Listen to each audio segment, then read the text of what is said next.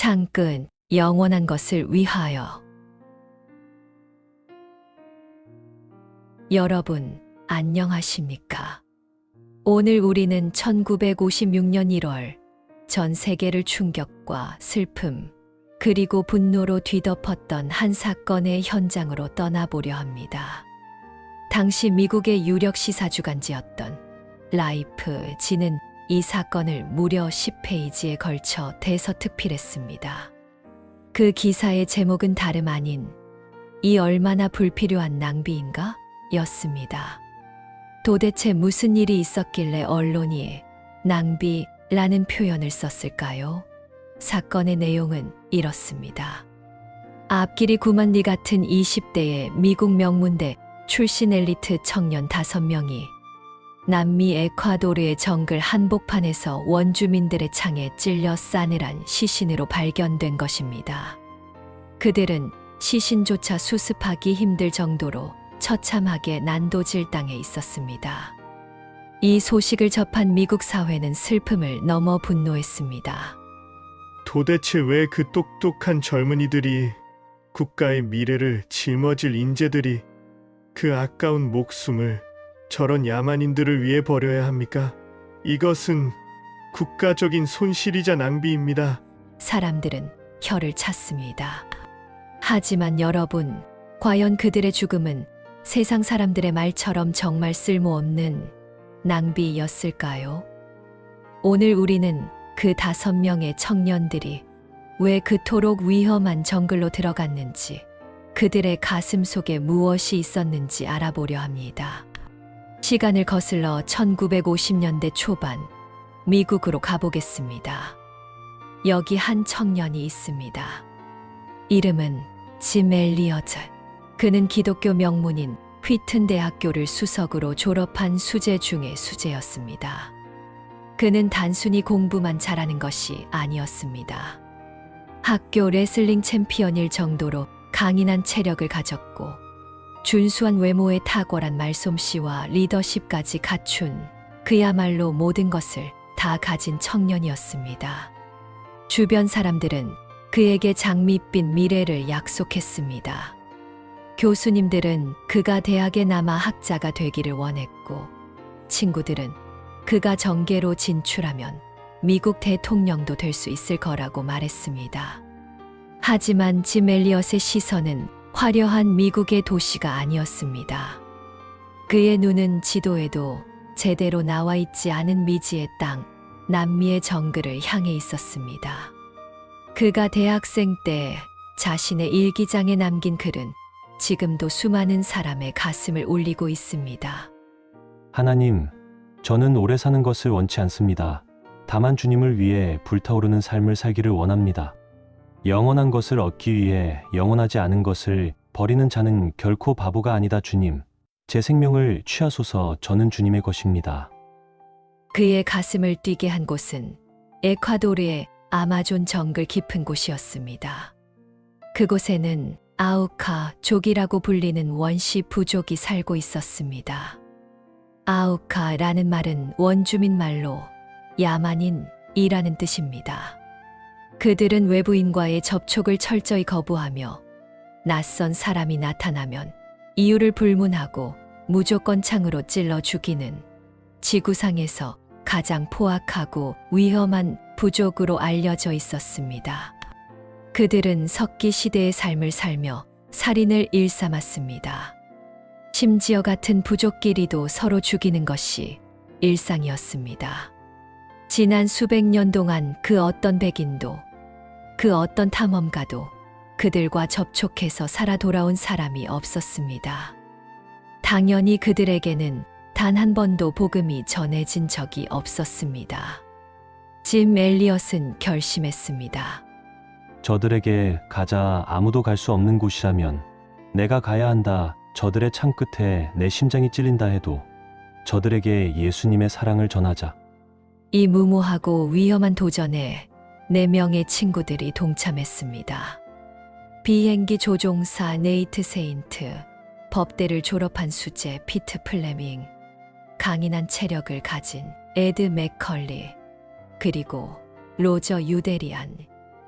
그들은 모두 20대 후반에서 30대 초반의 젊은이들이었습니다. 무엇보다 그들은 모두 사랑하는 아내가 있는 가장이었고 갓 태어난 아이를 둔 아빠들이었습니다. 하지만 그들은 보장된 안락한 삶을 뒤로하고 아내와 아이들을 데리고 에콰도르의 정글로 떠났습니다. 1955년 9월 그들은 에콰도르의 쉘메라라는 곳에 베이스 캠프를 차렸습니다. 그리고 치밀하게 아우카 선교 작전을 준비했습니다. 무턱대고 걸어 들어갔다가는 화살을 맞을 것이 뻔했기에 그들은 비행기를 이용해 아주 조심스럽게 접근하기로 했습니다. 조종사 네이트 세인트가 노란색 경비행기를 몰고 아우카족 마을 상공을 선회했습니다. 그들은 밧줄에 바구니를 매달아 비행기에서 선물을 내려보내는 방법을 썼습니다. 비행기가 원을 그리며 돌면 밧줄 끝에 매달린 바구니가 원심력 때문에 멈춘 것처럼 수직으로 내려가는 고난도 기술이었습니다. 바구니 안에는 반짝이는 단추, 소금, 사탕, 그리고 그들의 언어로 쓴 메시지가 들어 있었습니다. 우리는 당신의 친구입니다. 당신들을 좋아합니다. 처음에는 비행기를 보고 악마의 새라며 창을 던지고 숨던 원주민들도 하늘에서 내려오는 신기한 선물에 조금씩 반응하기 시작했습니다. 그들은 매주 토요일마다 비행기를 띄워 선물을 보냈습니다. 그렇게 3개월이 지났습니다. 어느 날 놀라운 일이 벌어졌습니다. 원주민들이 비행기가 내려보낸 바구니에 답례품을 담아 보낸 것입니다. 바구니 안에는 살아있는 앵무새 한 마리와 훈제 원숭이, 고기가 들어 있었습니다. 그것은 아우카족의 언어로 당신들을 환영한다. 당신들의 선물을 받겠다. 는 신호였습니다. 됐어. 드디어 그들이 마음을 열었어. 이제 내려가서 그들을 만날 때가 됐어. 하나님이 길을 열어주셨다. 5명의 선교사는 뛸 듯이 기뻐했습니다. 그들은 드디어 지상 접촉을 시도하기로 했습니다. 장소는 아우카족 마을에서 약 6km 떨어진 강가 모래톱이었습니다. 그들은 그곳을 팜비치라고 불렀습니다. 1956년 1월 3일 그들은 비행기를 모래톱에 착륙시켰습니다. 그리고 그곳에 텐트를 치고 나무 위에 오두막을 지었습니다. 가슴이 터질 듯 뛰었습니다. 드디어 저 숲속의 영혼들을 만나 하나님의 사랑을 전할 수 있다는 기대감에 그들은 밤잠을 설쳤습니다. 그들은 강가에서 기다리며 소리쳤습니다. 우리는 친구입니다. 해치지 않습니다. 사흘 뒤인 1월 6일 금요일, 드디어 숲속에서 사람의 인기척이 들렸습니다. 남자 1명과 여자 2명의 아우카족이 나타났습니다. 선교사들은 환한 미소로 그들을 맞이했습니다. 준비해 간 햄버거와 레모네이드를 나누어 주었습니다. 그들은 경계심을 풀고 음식을 먹었습니다. 특히 조지라고 이름 붙여준 아우카족 남자는 아주 호기심이 많았습니다. 조종사 네이트는 그를 비행기에 태우고 마을 상공을 한 바퀴 돌려주었습니다. 조지는 하늘을 나는 경험에 아이처럼 기뻐했습니다. 분위기는 너무나 좋았습니다. 첫 만남은 성공적이었습니다. 짐 멜리엇은 무전기로 아내에게 소식을 전했습니다. 여보, 드디어 그들을 만났어. 그들은 우리를 친구로 받아들였어. 눈빛이 아주 선해. 이제 곧 마을 전체에 복음을 전할 수 있을 거야. 주일 오후에 다시 연락할게. 기도해줘. 아내들도 기뻐하며 하나님께 감사 기도를 드렸습니다. 모든 것이 순조로워 보였습니다. 수천 년 동안 닫혀있던 아우카족의 문이 열리는 것 같았습니다. 그리고 운명의 날, 1956년 1월 8일 주일 아침이 밝았습니다. 팜비치의 강가는 평화로웠습니다. 5명의 선교사는 아침 예배를 드리고 아홉 가족이 다시 찾아오기를 간절히 기다리고 있었습니다. 오후 12시 30분경 정찰 비행을 나갔던 네이트가 흥분된 목소리로 무전을 보냈습니다. 본부 나와라. 본부 나와라. 여기는 팜비치. 숲속에서 10여 명의 아우카족 남자들이 강가로 오고 있는 것이 보인다. 이번엔 숫자가 많다. 드디어 그들이 온다. 마을 사람들을 데려오는 것 같다. 오후 4시 30분에 다시 연락하겠다. 오버. 그것이 마지막이었습니다. 오후 4시 30분이 되었습니다. 베이스 캠프에서 기다리던 아내들은 무전기 앞에 모여 앉았습니다.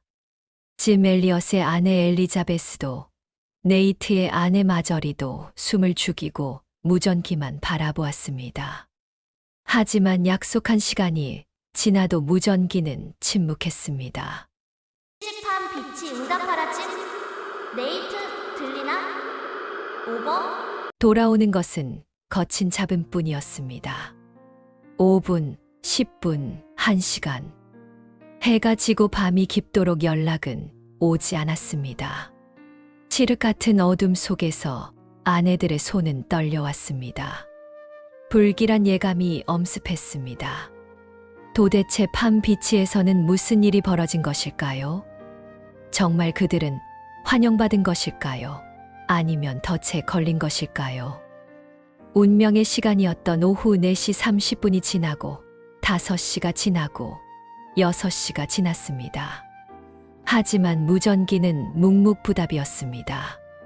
베이스 캠프에 남아있던 아내들의 마음은 다 들어갔습니다. 칠흑 같은 어둠이 깔린 정글 위로 불길한 침묵만이 감돌았습니다.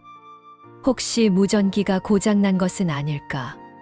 아니면 비행기가 불시착한 것은 아닐까? 아내들은 애써 부정적인 생각들을 떨쳐내며 밤새 눈물로 기도했습니다. 하나님, 제발 그들을 지켜주십시오. 무사히 돌아오게 해주십시오. 하지만 그날 밤, 팜비치에서는 아무런 소식도 들려오지 않았습니다. 다음 날 아침이 밝자마자 미군 구조대와 수색대가 급파되었습니다. 헬리콥터가 굉음을 내며 정글 위를 날아올랐습니다. 수색대원들의 표정도 굳어 있었습니다. 헬기가 팜비치 상공에 도착했을 때 그들은 눈앞에 펼쳐진 참혹한 광경에 그만할 말을 잃고 말았습니다. 며칠 전까지만 해도 희망의 전초기지였던 그곳은 처참한 폐허로 변해 있었습니다. 노란색 경비행기는 갈갈이 찢겨 파손된 채 뒤집혀 있었습니다. 날개에 덮여 있던 천은 원주민들이 다 뜯어갔고 뼈대만 앙상하게 남아 강물에 처박혀 있었습니다. 텐트는 난도질 땅에 있었고 그들이 가져갔던 선물들은 바닥에 뒹굴고 있었습니다. 그리고 강가에는 5명의 선교사가 온몸에 수십 개의 창이 꽂힌 채 싸늘한 주검으로 널브러져 있었습니다. 맑았던 강물은 그들이 흘린 붉은 피로 물들어 있었습니다. 생존자는 없었습니다. 짐 엘리엇, 네이트 세인트, 피트 플레밍, 에드 맥컬리, 로저 유데리안. 5명의 젊은이가 모두 숨을 거둔 것입니다. 시신을 수습하던 수색대원은 한 가지 충격적인 사실을 발견하고는 경악을 금치 못했습니다. 5명의 선교사 허리춤에는 모두 권총이 차여 있었습니다. 탄창에는 총알이 가득 채워져 있었고 심지어 장전까지 되어 있어 방아쇠만 당기면 나갈 수 있는 상태였습니다. 그들은 훈련받은 건장한 성인 남자들이었고 현대식 무기를 가지고 있었습니다. 반면 그들을 공격한 아우카족 원주민들은 기껏해야 나무를 깎아 만든 창과 도끼를 들고 덤벼들었을 것입니다. 만약 선교사들이 권총을 뽑아 허공에 위협 사격만 했더라도 아니면 달려드는 원주민 한두 명만 쏘았더라도 원주민들은 천둥 같은 총소리에 혼비백산하여 도망갔을 것입니다. 그랬다면 그들은 목숨을 건질 수 있었을 것입니다. 그런데 현장에 있던 총알은 단 한 발도 발사되지 않았습니다. 도대체 왜 총을 쏘지 않은 겁니까? 총이 있었는데, 쏘면 살 수 있었는데, 바보같이 그냥 죽어줬단 말입니까? 자신의 생명을 지키는 건 본능 아닙니까? 어떻게 이럴 수가 있습니까? 수색대원들은 시신을 부여잡고 오열했습니다. 도무지 이해할 수 없는 죽음이었습니다. 하지만 그 의문은 곧 풀렸습니다. 짐 엘리엇의 시신 옆에 떨어져 있던 흙 묻은 일기장과 그들이 평소에 아내들과 나눴던 대화 기록에서 그들이 총을 쏘지 않은 진짜 이유가 밝혀졌습니다. 그들이 총을 쏘지 않은 이유는 당황해서가 아니었습니다. 무서워서도 아니었습니다. 그것은 그들이 선교를 떠나기 전부터 세웠던 확고한 원칙 때문이었습니다. 우리는 절대로 총을 쏘지 않는다. 우리는 죽으면 천국에 갈 준비가 되어 있지만 저들은 아직 예수님을 모른다. 저들은 지금 죽으면 지옥에 간다. 그러니 저들을 쏘지 마라. 절대로 죽여선 안 된다. 차라리 우리가 죽어야 한다. 그들은 자신들의 심장을 향해 날아오는 날카로운 창나 앞에서도 그 원주민들의 영혼이 불쌍해서 차마 방아쇠를 당길 수 없었던 것입니다. 그들은 저항하지 않았습니다. 도망가지도 않았습니다. 그저 두 팔을 벌리고 순순히 죽음을 맞이했습니다. 친구를 위해 목숨을 버리는 것보다 더 큰 사랑은 없다는 예수님의 말씀을 몸으로 실천한 것입니다. 그들의 총은 녹슬어 있었지만 그들의 사랑은 가장 뜨겁게 빛나고 있었습니다. 이 비극적인 소식이 전해지자 미국 전역은 충격에 빠졌습니다. 신문과 방송은 연일 이 사건을 보도했습니다. 당시 미국에서 가장 영향력 있던 시사 잡지 라이프 지는 이 사건을 무려 10페이지에 걸쳐 대서특필했습니다. 그리고 기사의 헤드라인으로 아주 자극적인 제목을 달았습니다. 이 얼마나 불필요한 낭비인가? 세상 사람들의 눈에는 그들의 죽음이 헛된 개죽음으로 보였습니다. 휘튼 대학교를 수석으로 졸업한 천재가 앞길이 구만 리 같은 엘리트들이 말도 통하지 않는 식인종들에게 복음 한마디 제대로 전해보지 못하고 죽었다니. 이게 낭비가 아니면 무엇인가? 사람들은 혀를 찾습니다. 저런 야만인들을 위해 죽다니 너무나 아깝다. 국가적인 손실이다. 신은 도대체 어디에 있는가? 라는 비난 여론이 들끓었습니다. 장례식장은 눈물바다가 되었습니다. 수많은 취재진이 몰려들었습니다. 그들은 남편을 잃고 갓난 아기를 안고 있는 짐 엘리엇의 아내 엘리자베스 엘리엇에게 마이크를 들이댔습니다. 그녀는 20대의 젊은 나이에 과부가 되었습니다. 기자는 그녀의 슬픔을 위로하기보다는 세상 사람들의 의문을 대신해서 아주 공격적으로 물었습니다. 부인, 솔직히 말씀해 보십시오. 남편이 그곳에 간 것을 후회하지 않습니까? 저런 야만인들을 위해 죽다니. 이 얼마나 불필요한 낭비입니까? 하나님이 살아계신다면 어떻게 당신 남편을 지켜주지 않고 이런 끔찍한 일을 허락하실 수 있습니까? 슬픔에 잠겨 고개를 숙이고 있던 엘리자베스는 천천히 고개를 들었습니다. 그녀의 눈가에는 눈물이 고여 있었지만 눈빛만은 흔들리지 않았습니다. 그녀는 기자를 똑바로 쳐다보며 역사에 길이 남을 명답변을 남겼습니다. 그 목소리는 떨렸지만 강인했습니다. 낭비라니요? 기자님, 그게 무슨 말입니까? 제 남편은 이 순간을 위해 평생을 준비했습니다. 그는 자신의 사명을 완수한 것입니다. 영원한 것을 얻기 위해 영원하지 않은 것을 버리는 일. 그것은 결코 낭비가 아닙니다. 내 남편의 죽음을 낭비라고 부르지 마십시오. 그녀의 당당한 태도에 질문을 던진 기자는 물론 그 자리에 있던 모든 사람이 입을 다물었습니다. 그녀는 알고 있었던 것입니다. 남편의 죽음은 끝이 아니라 하나님의 거대한 계획의 시작이라는 것을 말입니다. 하지만 세상 사람들은 여전히 이해하지 못했습니다. 아무리 그래도 남편을 죽인 원수들이 밉지 않은가? 복수하고 싶지 않은가? 모두가 그렇게 생각했습니다. 그리고 1년이라는 시간이 흘렀습니다.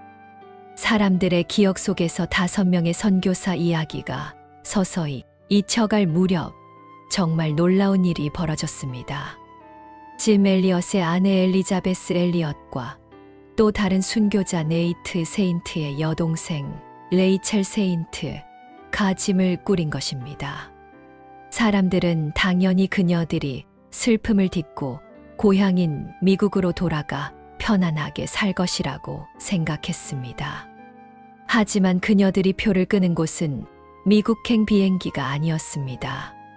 그녀들의 목적지는 다시 에콰도르의 정글이었습니다. 우리는 아우카족에게로 갑니다. 남편이 못다 전한 사랑을 전하러 갑니다. 이 소식을 들은 사람들은 경악했습니다. 미쳤다.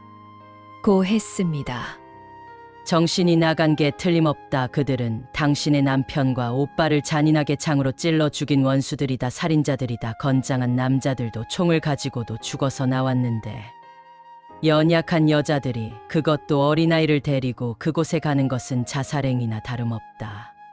주변의 만류와 걱정이 빗발쳤습니다. 하지만 그 무엇도 그녀들의 결심을 막을 수는 없었습니다. 그녀들은 의료, 기구와 성경책, 그리고 생필품을 챙겨 들었습니다. 그리고 남편의 붉은 피가 뿌려진 그 공포의 정글 속으로 뚜벅뚜벅 걸어 들어갔습니다. 복수가 아닌 용서와 사랑을 품고 말입니다. 과연 그녀들은 살인자들을 만나 살아남을 수 있을까요? 그리고 남편을 죽인 그들에게 복음을 전할 수 있을까요? 아우카족 마을에는 팽팽한 긴장감이 감돌았습니다. 창을 든 전사들이 낯선 방문객들을 둘러쌌습니다. 하지만 그들은 공격하지 못했습니다. 무기를 들고 올 줄 알았던 백인들이 연약한 여자와 아이의 모습으로 나타났기 때문입니다. 엘리자베스 엘리엇과 레이첼 세인트는 두려움을 꾹 참고 그들에게 다가갔습니다.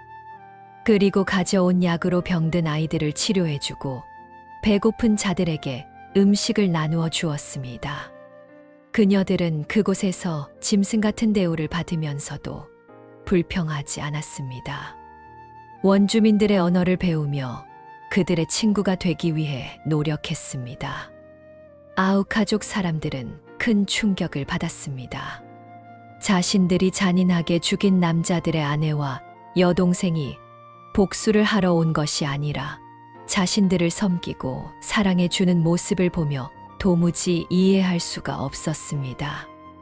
도대체 무엇이 저들을 저렇게 만드는가? 저들이 믿는 신은 도대체 누구인가? 그들의 굳어있던 마음 속에 의문이 생기기 시작했습니다. 어느 날 밤 모닥불 앞에서 아우카족의 주장이자 1년 전 짐 엘리엇을 가장 먼저 창으로 찔렀던 민카얀이 가 엘리자베스에게 물었습니다. 그는 도저히 참을 수 없다는 표정이었습니다. 당신들은 도대체 왜 우리에게 잘해주는 거요? 우리가 당신 남편을 죽였는데, 당신 오빠를 죽였는데 밉지 않소? 복수하고 싶지 않소? 백인들은 힘이 세고 총도 있으면서 왜 우리를 죽이지 않는 거요? 엘리자베스는 추장의 눈을 깊이 바라보며 말했습니다. 그녀의 눈에는 원망이나 분노가 아닌 눈물이 고여 있었습니다. 제 남편은 당신들을 사랑해서 이곳에 왔습니다. 그가 당신들에게 꼭 전해주려던 선물이 있었습니다. 하지만 전해주지 못하고 죽었습니다. 제가 남편을 대신해서 그 선물을 전하러 왔습니다. 그것은 바로 하나님의 사랑입니다. 하나님이 당신들을 너무나 사랑하십니다. 그 한마디에 원주민들은 얼어붙었습니다. 그제야 그들은 깨달았습니다. 1년 전 팜비치 강가에서 총을 가지고 있었으면서도 쏘지 않고 죽어가던 그 백인 남자들의 눈빛을 말입니다. 그들이 왜 도망가지 않았는지, 왜 방아쇠를 당기지 않았는지, 그들의 죽음은 힘이 없어서 당한 패배가 아니라 자신들을 살리기 위해 선택한 위대한 희생이었다는 것을 알게 된 것입니다. 수천 년 동안 굳게 닫혀있던 아우 가족의 마음 문이 와르르 무너져 내렸습니다. 그날 밤 민카야니 추장은 무릎을 꿇고 통곡했습니다. 자신들이 죽인 것은 적이 아니라 자신들을 사랑하러 온 천사들이었음을 깨달았기 때문입니다.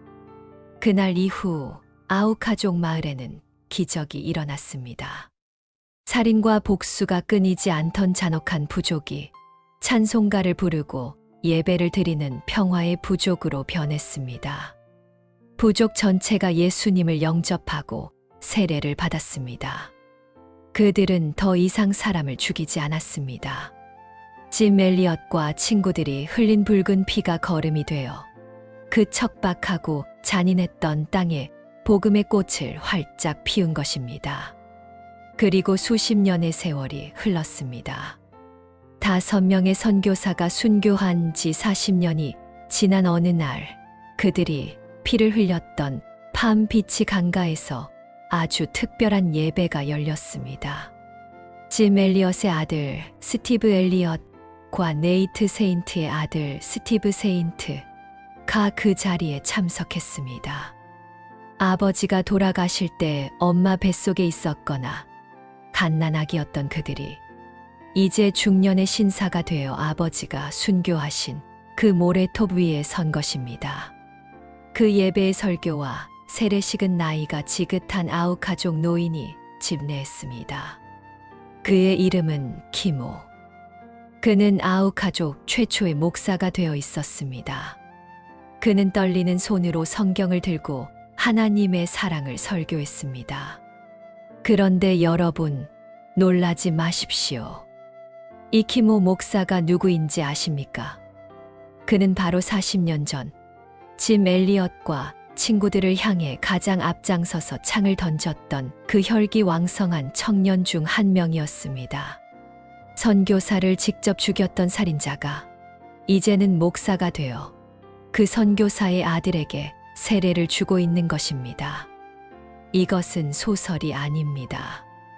인간의 시나리오로는 도저히 쓸 수 없는 오직 하나님만이 쓰실 수 있는 반전 드라마였습니다. 예배가 끝난 뒤 키모 목사는 짐 엘리엇의 아들과 네이트 세인트의 아들을 끌어안고 통곡했습니다. 그의 눈물은 40년의 세월을 씻어내리는 참회의 눈물이었습니다. 내가 자네 아버지를 죽였네. 나를 용서하게 나 같은 죄인을 살리려고 자네 아버지가 죽어주었네. 그분의 피가 우리 부족을 살렸네. 미안하네. 정말 미안하네. 그 늙은 목사의 어깨는 죄책감과 감사함으로 격하게 들썩였습니다. 그때 짐 엘리엇의 아들이 아버지의 원수를, 아니 이제는 그리스도 안에서 한 형제가 된 그를 끌어안으며 말했습니다. 아닙니다. 울지 마십시오. 아버지는 헛되이 돌아가신 것이 아닙니다. 아버지가 흘린 피 덕분에 오늘 우리가 이렇게 한 형제가 되었습니다. 아버지는 지금 하늘에서 우리를 보며 가장 기뻐하고 계실 것입니다. 하나님을 찬양합니다. 그 자리에는 백인과 원주민, 피해자의 아들과 가해자가 하나 되어 부르는 찬송 소리가 울려 퍼졌습니다. 하늘에서도 짐 엘리엇과 친구들이 그 모습을 보며 환하게 웃고 있었을 것입니다. 세상 사람들은 그들의 죽음을 낭비라고 조롱했고 개죽음이라고 비난했지만 그들의 죽음은 결코 낭비가 아니었습니다. 그것은 썩어지는 한 알의 미랄이었습니다. 그 미랄이 땅에 떨어져 죽음으로써 수천 배의 열매를 맺은 것입니다. 짐 엘리엇이 22살 때 대학 기숙사에서 일기장에 적었던 그 유명한 기도는 하나도 땅에 떨어지지 않고 그대로 이루어졌습니다. 주님, 성공하게 하소서. 높은 자리에 오르는 것이 아니라 제 삶이 주님을 아는 향기가 되게 하소서. 제 생명을 취하소서. 저는 주님의 것입니다. 나무가 땔감이 되어 타버리듯 제 인생이 주님을 위해 온전히 타오르게 하소서. 사랑하는 여러분, 오늘날 우리는 너무나 계산적인 신앙생활을 하고 있는지도 모릅니다. 손해보지 않으려고, 상처받지 않으려고 몸을 사립니다. 적당히 믿자. 광신도는 되지 말자. 라며 스스로 타협합니다. 내 시간, 내 돈, 내 자존심은 조금도 희생하지 않으려 합니다. 하지만 60년 전 이름 모를 정글에서 영원한 것을 위해 영원하지 않은 것을 버린 청년들의 그 바보 같은 사랑이 있었기에 오늘 우리가 복음의 빚진 자로 살아갈 수 있는 것입니다. 오늘 밤 스스로에게 물어봅니다. 나의 창끝은 어디를 향하고 있습니까? 나는 무엇을 위해 내 젊음과 시간을, 내 물질을 쓰고 있습니까? 언젠가 썩어 없어질 이 땅의 것들을 위해 살고 있습니까? 아니면 영원히 사라지지 않을 하늘의 상급을 위해 살고 있습니까? 짐 엘리엇이 그토록 사랑했던 그 영원한 가치가 식어버린 우리 가슴에도 다시금 뜨겁게 타오르기를 소망합니다. 부디 당신의 인생이 낭비되지 않기를 바랍니다. 영원한 것을 위해 투자하십시오. 그것이 가장 지혜로운 삶입니다. 창끝에 찔려 꽃 피운 사랑, 짐 엘리엇과 5명의 선교사 이야기였습니다. 끝까지 시청해 주셔서 감사합니다.